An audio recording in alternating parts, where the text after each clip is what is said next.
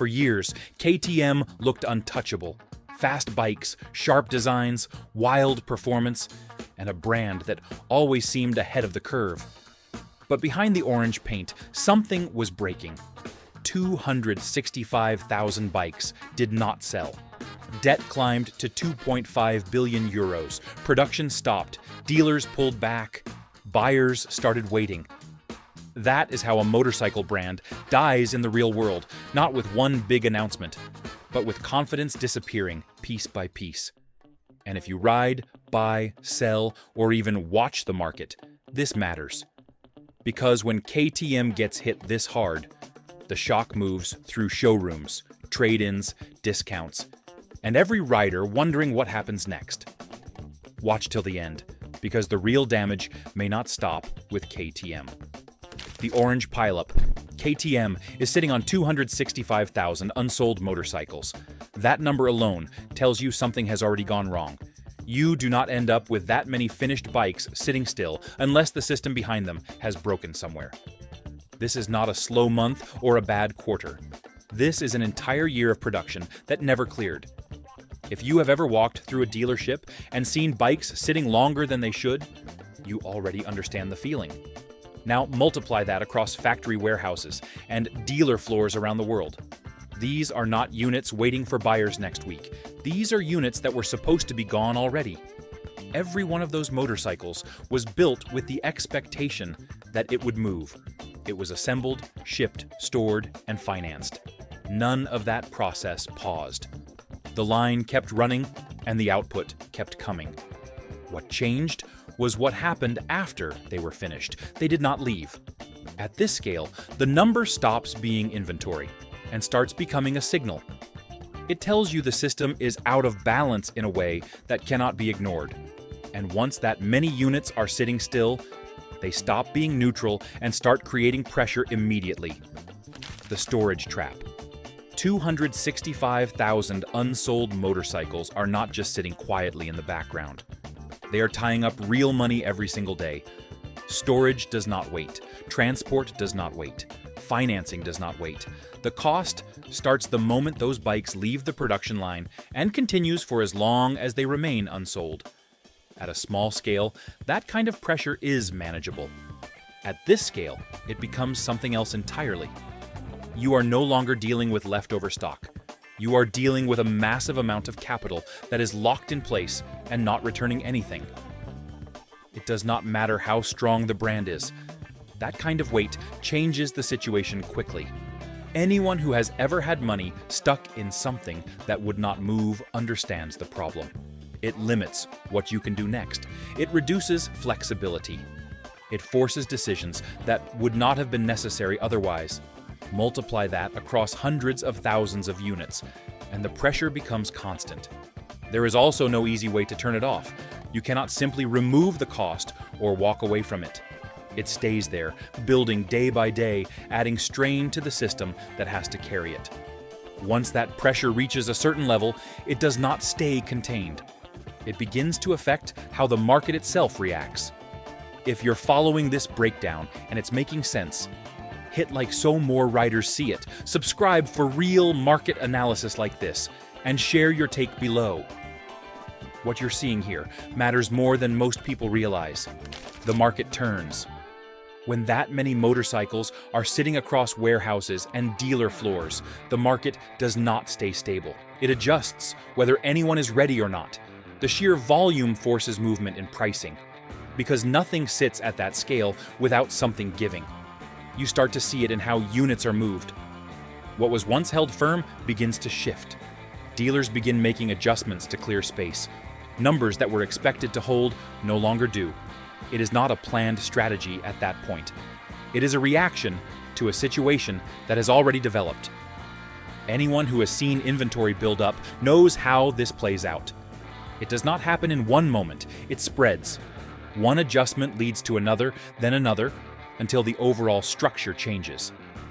What used to feel controlled begins to feel forced. At that point, the system is no longer setting its own pace. It is responding to pressure from within. That response does not stay limited to one area. It starts pushing into everything connected to it. And behind all of that movement, there is already another factor that makes the situation heavier than it looks on the surface. Debt comes due. Behind everything else, there is a number that does not change when sales slow down. 2.5 billion euros in debt.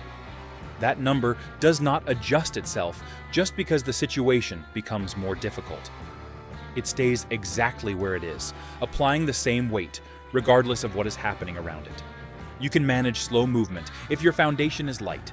You can absorb a hit, adjust, and move forward. That only works when you have room to breathe. With that level of debt already in place, there is very little room for anything to go wrong.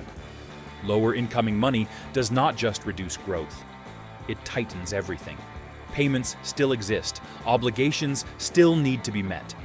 The system keeps moving, and it expects the same in return. When that expectation is no longer matched, the pressure increases immediately.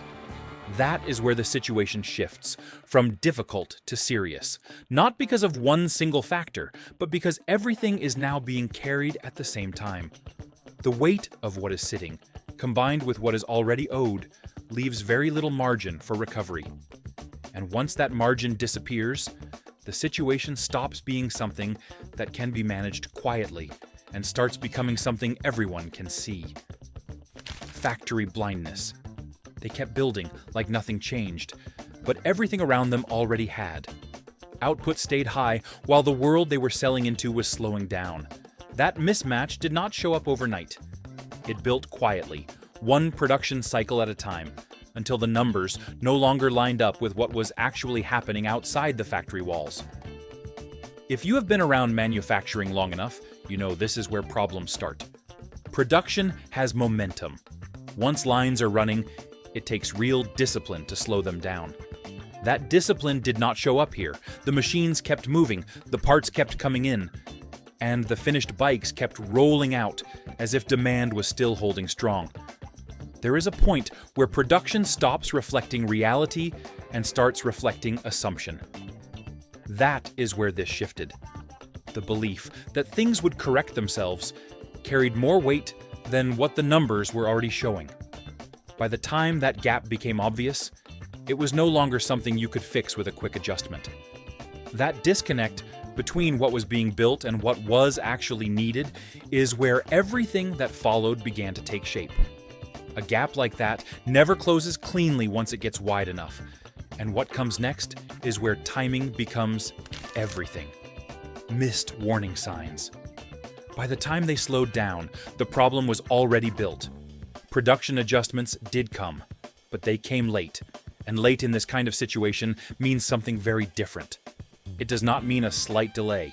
It means the consequences have already been locked in place before the response even begins.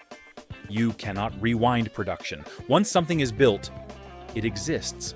Slowing down afterward does not erase what has already been produced. It only prevents more from being added. That distinction matters, because the damage here was not about future output. It was about what had already been completed and was now sitting in the system. Timing is everything in manufacturing. Move too early and you leave opportunity on the table. Move too late and you carry the full weight of what should have been avoided. This landed firmly in the second category. The response was real, but it was behind the curve. And being behind the curve in a situation like this compounds every existing issue. What could have been a controlled adjustment turned into a reactive move.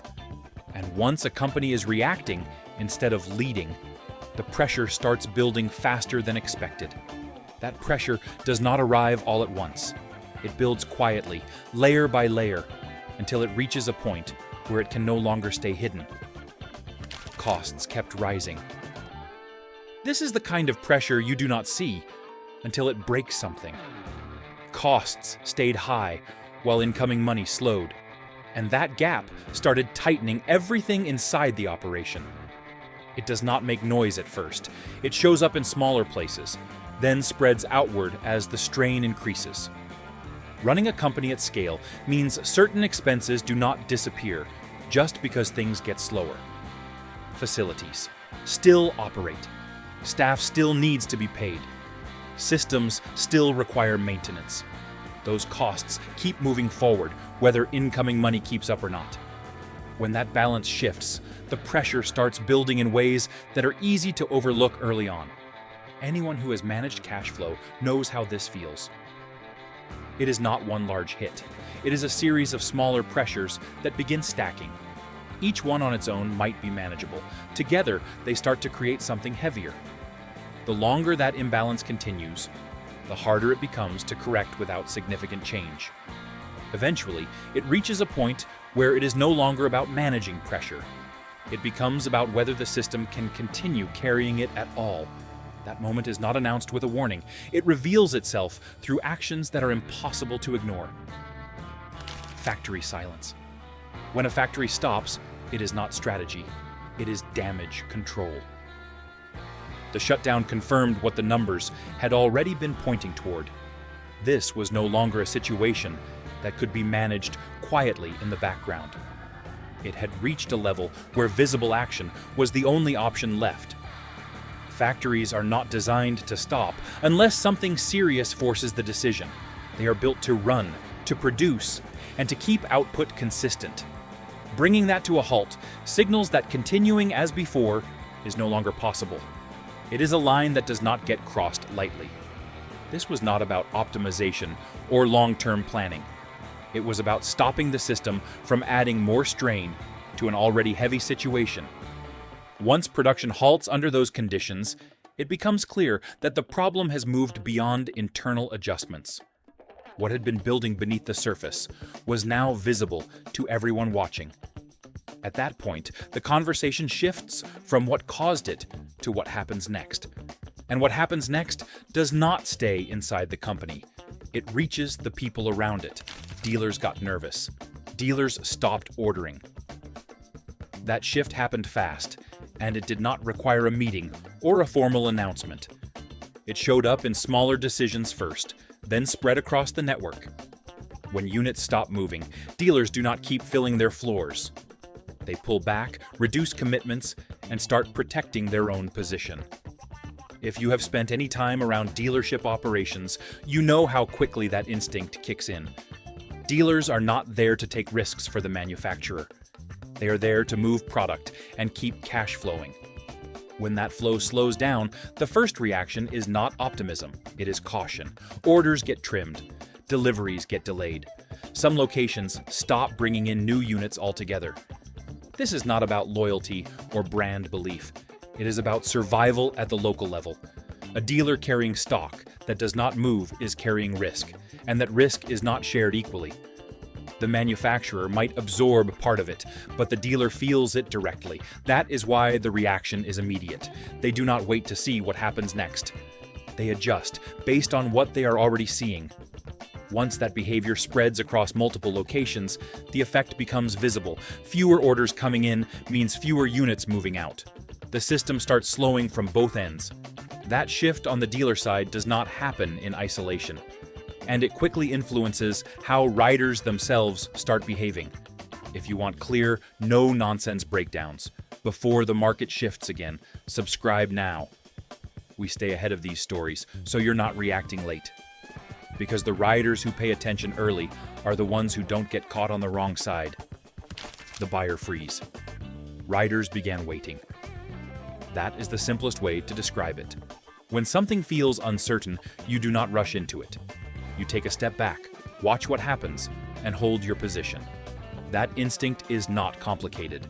It is something every experienced rider understands without needing it explained. This is not about excitement or hype anymore. It becomes about timing. When the ground feels unstable, even slightly, the safest move is to wait. That hesitation does not need to be organized. It happens naturally. One person holds off, then another does the same. Before long, that pattern becomes visible. Waiting changes everything. It does not just delay purchases. It changes the rhythm of the entire system. Fewer people walking into showrooms. Fewer commitments being made. Conversations that would normally end in a sale now end with, "I will come back later." That later stretches out longer than expected. What matters here is not why each person waits. It is the collective effect. When enough riders step back at the same time, movement slows across the board. It does not stop completely, but it becomes inconsistent, unpredictable. That kind of hesitation does not need to last forever to have an impact. It only needs to last long enough to disrupt the normal flow. Once that flow is disrupted, something deeper begins to shift, and it is not something you can measure directly. Trust broke first. Confidence is not something you can see sitting on a showroom floor, but you can feel when it changes. It shows up in how people talk, how they ask questions, and how quickly they commit. Once people start questioning a brand, that shift does not correct itself quickly. It starts subtly. A rider who would normally walk in with a clear decision now asks more questions than usual. Conversations become longer, less certain. There is a pause where there used to be confidence. That pause spreads. It moves from one conversation to another, then across different locations. This is not about facts alone. It is about perception. Once perception changes, it carries more weight than any single piece of information. People begin to approach decisions differently. They double-check, they hesitate, they look for reassurance that does not always come. Confidence does not collapse all at once. It erodes. Each small doubt adds to the next until the overall feeling shifts. At that point, it becomes difficult to reverse quickly. Even positive signals take time to rebuild what has been lost. When confidence weakens, it affects everything connected to it. Decisions slow down, movement becomes uneven. The system no longer behaves the way it used to. What once felt predictable starts to feel uncertain. And that uncertainty spreads quickly across every level. People hesitate where they once moved forward without thinking. Small delays turn into larger pauses, and consistency disappears. Over time, that shift changes how the entire system functions, making recovery harder the longer that weakened confidence remains in place. That change in behavior does not stay isolated. It begins to interact with itself, creating a pattern that becomes harder to break over time. The market spiral. At a certain point, these behaviors connect.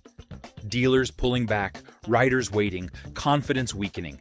Each one feeds into the next. Less movement leads to more hesitation. More hesitation leads to even less movement. It becomes a loop that reinforces itself. This is not something that needs to be explained in detail to anyone who has seen it before. You can recognize it as soon as it starts. Activity slows, then slows again. What used to move steadily begins to stall in waves. Each wave reinforces the last. The important part is that this cycle does not require a new trigger once it begins. It sustains itself. The initial cause fades into the background, and the behavior takes over. The system continues reacting to its own slowdown, creating more of the same outcome. Breaking that kind of cycle is difficult because it is no longer tied to a single factor. It is tied to how people are responding in real time. Changing that response takes more than a simple adjustment.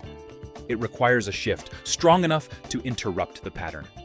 That kind of shift does not happen quickly, and it rarely happens without cost. Until something changes behavior at scale, the cycle continues to reinforce itself, keeping the system locked in the same direction. Until that happens, the cycle continues.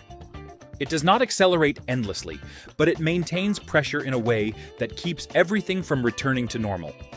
And once a system reaches that point, the focus naturally shifts away from what happened and toward what it ultimately means. Years in the making. This did not start this year. That is just when people began paying attention to it. What you are seeing now is the result of decisions that stacked over time, quietly building until they reached a point where they could no longer stay in the background. It always looks sudden from the outside, but it rarely is. If you have been around this industry long enough, you have seen this pattern before. A company moves forward with confidence, then keeps pushing in the same direction, even when the conditions around it begin to shift. Nothing breaks immediately. Everything still looks stable on the surface. That is what makes it easy to miss while it is happening. The reality is that these kinds of situations form in layers. One decision leads to another, then another, until the entire structure is carrying more than it should. It does not feel like a problem at first. It feels like momentum. By the time it starts to feel heavy, the foundation has already changed. That is why it catches people off guard. Not because it came out of nowhere, but because it took time to become visible. The signs were there, building slowly, but they did not feel urgent at the time. Small shifts were ignored, and gradual changes were accepted as temporary. By the time the situation becomes obvious, it already carries weight that cannot be easily reduced. What looks sudden is usually the result of something that was quietly forming for longer than most people realized. And once you recognize that pattern, it becomes easier to see that this is not as isolated as it might seem. The warning spreads. No company is immune if the numbers stop lining up with reality. It does not matter how strong the brand is, how loyal the riders are, or how long the reputation has been built. If the fundamentals shift and the response does not match it, the outcome follows a similar path every time. This is not about pointing at one name and saying they got it wrong. It is about understanding that the same pressures exist across the entire industry. Every manufacturer operates within the same basic framework. Production, distribution, and sales all have to stay aligned. When they do not, the gap creates strain. You can look back over the years and find examples where different companies faced similar moments. Some adjusted early and avoided the worst of it. Others waited too long and had to deal with the full impact. The difference usually comes down to how quickly they recognized what was changing around them, and whether they were willing to act before the pressure became visible. By the time most people notice, the outcome is already forming beneath the surface for themselves. That is what makes this situation relevant beyond a single case. It is a reminder that stability is not guaranteed, even for brands that seem solid from the outside. Once that idea settles in, the focus naturally shifts to what it means on a personal level: buy, sell, or wait. This is where experience matters more than anything else. When things become uncertain, the difference between a good decision and a costly one often comes down to timing. Knowing when to move and when to wait is what separates a smart buy from a regret. If you have been riding for years, you already understand how quickly value can shift under the right conditions. What looks like a solid deal one month can feel very different the next. That does not mean every situation is the same, but it does mean paying attention becomes more important than ever. This is not about fear or hesitation for the sake of it.